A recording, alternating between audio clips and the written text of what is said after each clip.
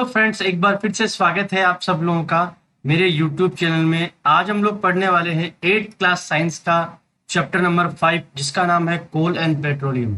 और दोस्तों, ये चैप्टर जो है बहुत ही शानदार होने वाला है, क्योंकि हमने इसमें बहुत ही शानदार तरीके से एनिमेशन और पिक्चर्स लगा के आपको समझाने का प्रयास किया है। उम्मीद करता हूँ कि ये चैप्टर आपको जरूर पसंद आएगा। तो चलो करते हैं इस शानदार वीडियो की शुरुआत। जैसा कि आप सब लोगों को पता है, हम हमारी बेसिक नीड्स के लिए बहुत सारे मटेरियल्स का यूज करते हैं।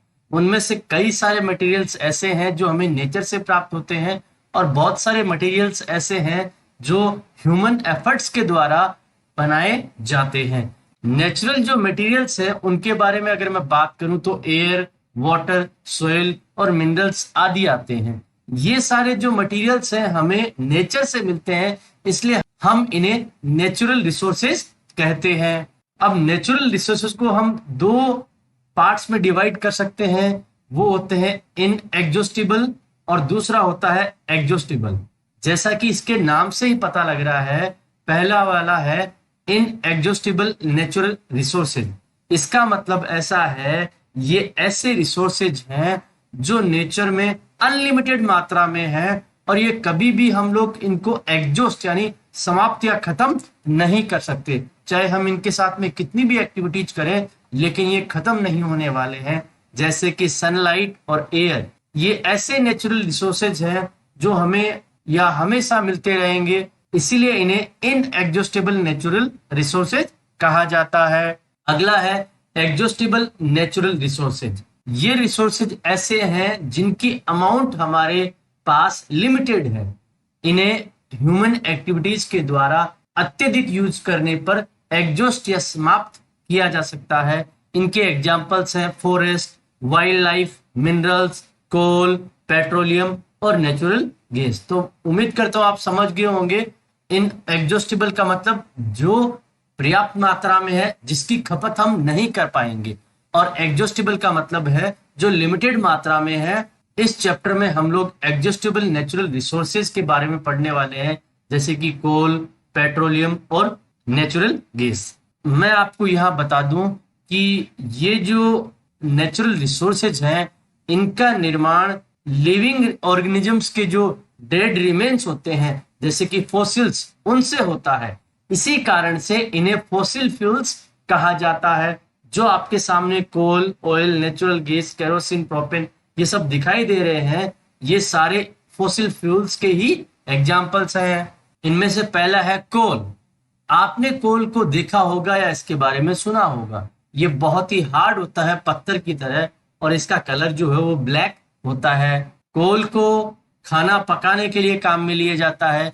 इससे पहले रेलवे के इंजन्स में भी इसे काम में लिया जाता था, स्टीम को प्रोड्यूस करने के लिए, ताकि इंजन को आसानी से चलाया जा सके। इसका जो प्रयोग है थर्मल पावर प्लांट्स में भी किया जाता है, इलेक्ट्रिसिटी को प्रोड्यूस करने के लिए। और इसी के साथ साथ में बहुत सारी इंडस्ट्रीज ऐसी होती है, उनमें भी कोल का प्रयोग किया जाता है। अब हम कोल की स्टोरी के बारे में जानेंगे। लगभग 300 मिलियन ईयर्स पहले क्या हुआ, अर्थ पे बहुत अधिक घने जंगल थे, और वो कौन से इलाके में थे? नीचे रहने वाले जो एरियाज थे, जो कि अक्सर पानी से भरे हुए रहते थे, उनमें बहुत अधिक जंगल थे। और नेचुरल प्रोसेस के कारण, जैसे कि फ्लडिंग, धीरे धीरे फॉरेस्ट जो है वो मिट्टी के अंदर दफन होने लगे, और उनके ऊपर सोइल की परत जमने लगी, और धीरे धीरे वो कंप्रेस यानी दबने लगे, और धीरे धीरे टेम्परेचर वहां बढ़ने लगा, और वो और ज्यादा वो गहरे जाते गए। और बहुत ज्यादा प्रेशर, बहुत ज्यादा टेम्परेचर के कारण क्या हुआ कि ये जितने भी डेड प्लांट्स थे वो धीरे धीरे कोल में कन्वर्ट हो गए। तो इस तरह से जो कोल है उसमें मेनली क्या होता है, कार्बन होता है, और धीरे धीरे इस प्रोसेस से जो डेड वेजिटेशन है वो कोल में कन्वर्ट हो जाती है, उसे हम लोग कार्बोनाइजेशन कहते हैं। जैसा कि आपको मैंने बताया, इसे काहे से निर्माण किया जाता है? वेजिटेशन के रिमेन्स से, इसीलिए इसे फॉसिल फ्यूल भी कहा जाता है। जब हम इसे गर्म करते हैं तो कोल क्या होता है, वो जलने लगता है और कार्बन डाइऑक्साइड गैस प्रोड्यूस करता है। और कोल का बहुत सारी इंडस्ट्रीज में भी प्रयोग किया जाता है ताकि बहुत सारे उपयोगी प्रोडक्ट्स जैसे कि कोक, कोल टार और कोल गैस प्राप्त किया जा सके हैं। अब मैं आपको बताऊंगा कोक क्या होता है। कोक एक बहुत ही टफ और पोरस, पोरस का मतलब होता है जिसमें छोटे छोटे छेद होते हैं, एक ब्लैक सब्सटेंस होता है। ये लगभग जो है कार्बन की प्योर फॉर्म होता है। कोक का विशेषतः हम लोग प्रयोग करते हैं स्टील को मैन्युफैक्चर करने में, और भी बहुत सारे तरीके के जो मेटल्स होते हैं उनको एक्सट्रैक्ट करने में भी कोक का प्रयोग किया जाता है। अब हम जानेंगे कोल टार के बारे में। जैसा कि आपने सुना होगा, कोल टार क्या होता है, एक ब्लैक थिक लिक्विड होता है जिसकी जो गंध जो होती है वो बहुत ही अनप्लीजेंट या बेकार होती है। ये एक मिक्सचर होता है लगभग 200 सब्सटेंसेस का। कोल टार से जो प्रोडक्ट्स हम ऑब्टेन करते हैं स्टार्टिंग मटेरियल के रूप में, वो कई प्रकार के इंडस्ट्रीज में और रोजमर्रा के जीवन में काम में आते हैं, जैसे कि synthetic dyes, drugs, explosives, perfumes, plastics, paints, photographic materials, roofing materials, इन सब में कोल टार का प्रयोग किया जाता है। आपको ये जान के बड़ा ही आश्चर्य होगा, नेफ्थलीन बॉल्स जो होती है जो कि कीड़े मकोड़ों को दूर रखती है, वो जो भी है वो भी कोल टार से ही बनती है। इन दिनों बिटुमेन एक पेट्रोलियम का जो प्रोडक्ट होता है उसे कोल टार की जगह प्रयोग किया जाता है रोड्स की मेटलिंग के लिए। अब पढ़ेंगे कोल गैस के बारे में। कोल गैस जो है, कोल से जो कोक बनाने का जो प्रोसेस होता है उसके अंदर हमें प्राप्त होती है। ये फ्यूल के रूप में कई इंडस्ट्रीज में काम में ली जाती है जो कोल प्रोसेसिंग प्लांट्स के नजदीक होती है। कोल गैस का पहली बार यूज किया गया था स्ट्रीट लाइट्स में लंदन में 1810 में, और उसके बाद में न्यूयॉर्क में 1820 में इसका प्रयोग किया गया था। आजकल इसे लाइट के बजाय हीट का एक सोर्स माना जाता है। पेट्रोलियम, आप लोग जानते हैं कि पेट्रोलियम जो है वो एक फ्यूल के रूप में काम में लिया जाता है। जितने भी छोटी छोटी गाड़ियां होती है जैसे मोटरसाइकिल, स्कूटर्स और कार, और हैवी मोटर व्हीकल्स जो होते हैं जैसे कि ट्रक्स, ट्रैक्टर्स, वो सारे जो हैं वो डीजल से चलते हैं। लेकिन पेट्रोल और डीजल जो है वो दोनों क्या होते हैं, नेचुरल रिसोर्सेज हैं, इन्हें पेट्रोलियम कहा जाता है। क्या आपको पता है कि पेट्रोलियम का निर्माण कैसे होता है? दोस्तों मैं आपको बताना चाहूंगा, पेट्रोलियम का निर्माण सी के अंदर रहने वाले ऑर्गेनिजम्स के कारण से होता है। जब ये ऑर्गेनिजम्स मर जाते हैं और उनकी डेड बॉडी जो है वो धीरे धीरे सी का जो बॉटम होता है, नीचे जो पैंदा होता है, वहां सेटल डाउन हो जाती है और धीरे धीरे उस पे मिट्टी की और क्ले की जो परत है, लेयर्स हैं, वो आती जाती है।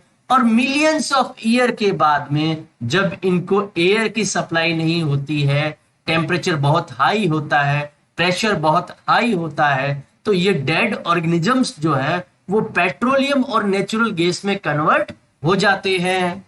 दुनिया का जो पहला ऑयल वेल था वो ड्रिल किया गया था पेनिसिल्वेनिया में, जो कि यूएसए में है। 1859 में इसे ड्रिल किया गया था। उसके 8 इयर्स बाद में 1867 में असम में जो मकूम है वहां पे भी ऑयल निकाल लिया गया था। इंडिया में ऑयल जो है आसाम में, गुजरात में, मुंबई हाई में और गोदावरी और कृष्णा नदी के जो बेसिन्स हैं वहां पे मिलता है। रिफाइनिंग ऑफ पेट्रोलियम, पेट्रोलियम जो है एक डार्क ऑयली लिक्विड होता है।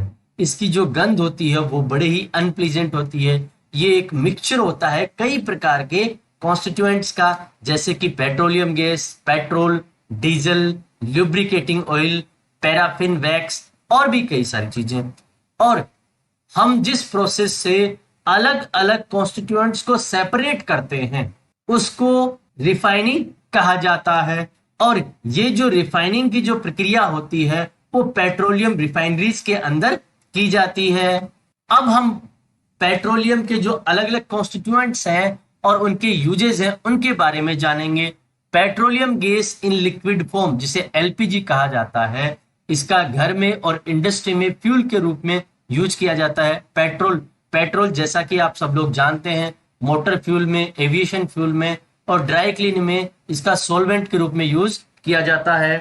केरोसिन का यूज स्टोव्स, लैंप और जेट एयरक्राफ्ट में फ्यूल के रूप में किया जाता है। डीजल का प्रयोग हेवी मोटर व्हीकल्स या इलेक्ट्रिक जनरेटर्स में फ्यूल के रूप में किया जाता है। लुब्रिकेटिंग ऑयल, इसका लुब्रिकेशन के लिए प्रयोग किया जाता है। लुब्रिकेशन का मतलब होता है जितनी भी मशीनरी होती है उनको चिकनाई देने वाला जो पदार्थ होता है उसको बोलते हैं लुब्रिकेटिंग ऑयल। पैराफिन वैक्स जो होता है वो ऑइंटमेंट्स, कैंडल्स और वैसलिन्स जैसे पदार्थ में इसका प्रयोग किया जाता है।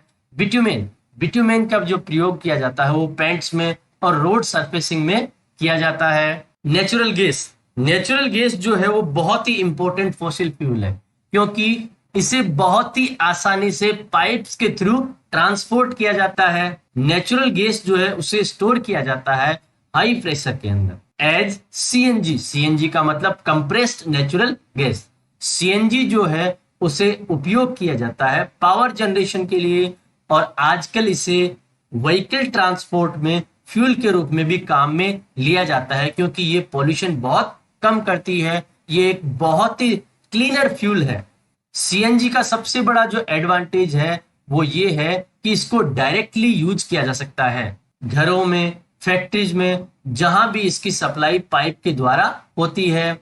इस तरह का जो पाइपलाइन का जो नेटवर्क है वो वडोदरा गुजरात में है और इसी प्रकार से दिल्ली और अन्य स्थानों भी देखने को मिलता है। नेचुरल गैस जो है वो एक स्टार्टिंग मटेरियल जो कि बहुत सारी केमिकल और फर्टिलाइजर इंडस्ट्रीज में होता है उसमें भी काम में लिया जाता है। नेचुरल गैस जो है वो केमिकल्स और फर्टिलाइजर्स इंडस्ट्रीज जो है उनमें मैन्युफैक्चर में भी प्रयोग किया जाता है। इंडिया में नेचुरल गैस का बहुत अधिक भंडार है। हमारे देश में नेचुरल गैस जो है त्रिपुरा, राजस्थान, महाराष्ट्र और कृष्णा गोदावरी डेल्टा में काफी मात्रा में है। कुछ नेचुरल रिसोर्सेज ऐसे हैं जो कि लिमिटेड है, जैसा कि आपने चैप्टर के शुरुआत में ही पढ़ा था। कुछ नेचुरल रिसोर्सेज है वो एग्जॉस्टेबल है, जैसे कि फॉसिल फ्यूल्स, फॉरेस्ट और मिनरल्स।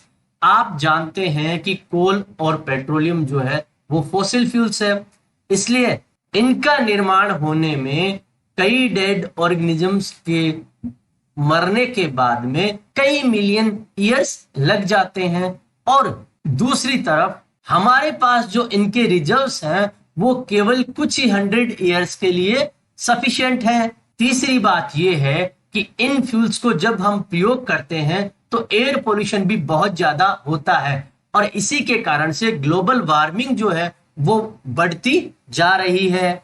इसलिए हमारे लिए आवश्यक है कि इन फ्यूल्स को हम तभी काम में लें बहुत ज्यादा जरूरी हो।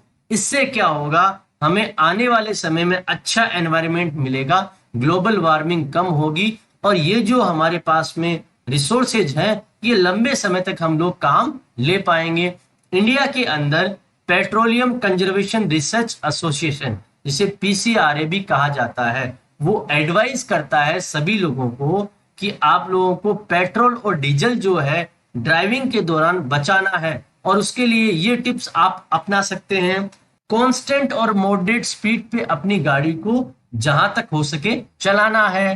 ट्रैफिक लाइट्स या जहां भी आपको रुकने की आवश्यकता हो वहां पे अपनी गाड़ी का इंजन बंद कर दें। आपकी गाड़ी में जो टायर हैं उनके प्रेशर को सही रखें और समय समय पे अपनी गाड़ी का मेंटेनेंस भी करवाएं ताकि पोल्यूशन कम हो। अब हम लोग जानेंगे कि इस चैप्टर में हमने क्या पढ़ा है। हमने ये देखा है कोल, पेट्रोलियम और नेचुरल गैस है, ये फॉसिल फ्यूल्स हैं।